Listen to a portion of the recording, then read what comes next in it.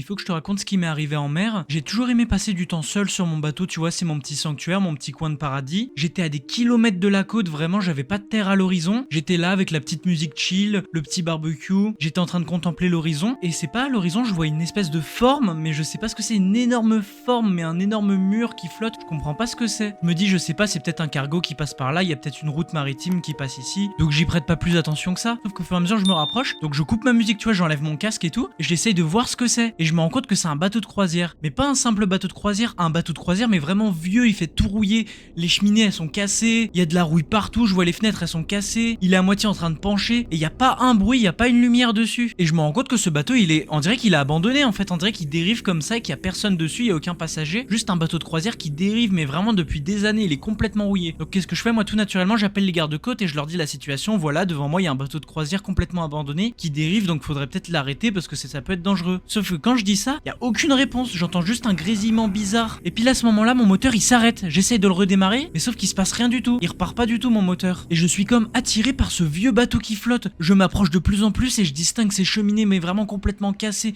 mais vraiment comme si ça faisait des années qu'il dérivait comme ça. C'est bizarre, un bateau de croisière ça peut pas dériver comme ça pendant des années. Donc j'ai pas le choix, j'accoste ce bateau, vu que mon moteur il redémarre plus, je vais essayer de voir s'il y a une radio dessus ou si je peux contacter quelqu'un. J'accoste et je vois il y a une vieille passerelle rouillée. Je monte dessus, ça fait un bruit de la mort, de métal qui grince. Vous savez le métal qui grince quand on marche dessus, quand il est vraiment cassé. C'est le seul bruit que j'entends dans ce bateau. Et quand je monte sur ce bateau, ce que je remarque, c'est que tout est encore là. Les serviettes sont encore pliées sur les transats, les verres sont à moitié pleins, tout est encore là. Comme si ça faisait des années que c'était là en train de dériver. Il n'y a pas une trace des passagers, il n'y a pas de musique, il n'y a pas de bruit, pas de rire, pas de cri. C'est le silence de la mort, le seul bruit que j'entends, c'est les vagues qui fracassent la coque. Du coup, moi je veux en savoir plus, je commence à avancer dans ce monstre de ferraille. Je marche, et d'un coup j'entends un grognement derrière moi. Donc moi je me retourne d'un coup, et quand je me retourne, bah y a rien. Je me dis, je sais pas, c'est peut-être le métal qui fait ce bruit là ou quelque chose comme ça. Donc je continue, mais je commençais vraiment à flipper. J'entendais vraiment des grognements, des grincements, mais je me dis c'est peut-être le métal du bateau. Donc je suis en train de m'aventurer dans les étages du bateau. Je continue de descendre dans la cale du bateau, et quand j'arrive en bas, mais vraiment ça pue, il y a une odeur vraiment de renfermé. Après je me dis, s'il est abandonné depuis des années, c'est peut-être normal, je sais pas. Et là je passe devant une cabine et je vois que la porte elle est entrouverte.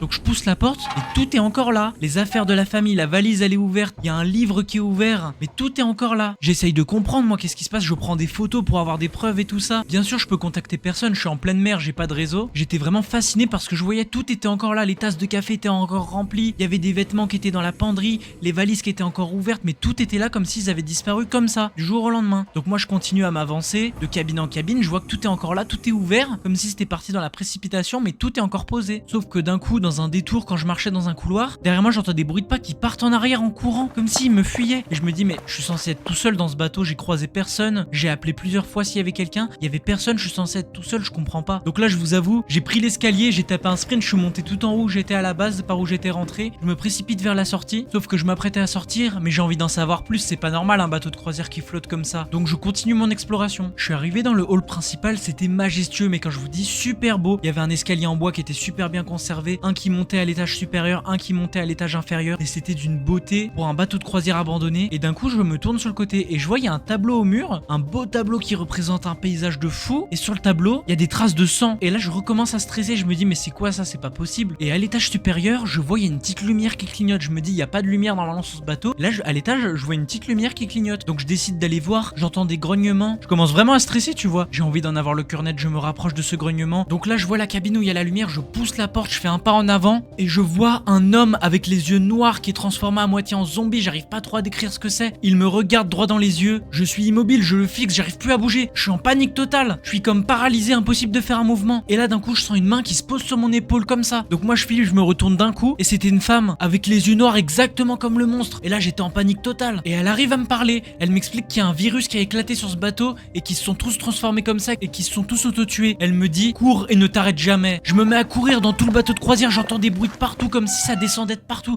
Je cours, j'arrive enfin sur le pont, je saute sur mon bateau, je tente de démarrer le moteur une première fois, il démarre pas, une deuxième fois, une troisième fois c'est la bonne, il démarre. J'accélère à fond, j'entends toujours ces grognements qui viennent du bateau derrière moi, j'accélère, je me retourne pas, je fonce, je rentre chez moi à fond. Et depuis, j'entends encore ces grognements la nuit. Et voilà les amis pour cette histoire, j'espère qu'elle vous aura plu. Si vous voulez dire vos histoires, n'hésitez pas à le dire en commentaire, je pourrais les raconter. N'hésitez pas à vous abonner, à me dire si cette histoire vous a plu et ce concept vous a plu, et à lâcher un gros like. Au revoir.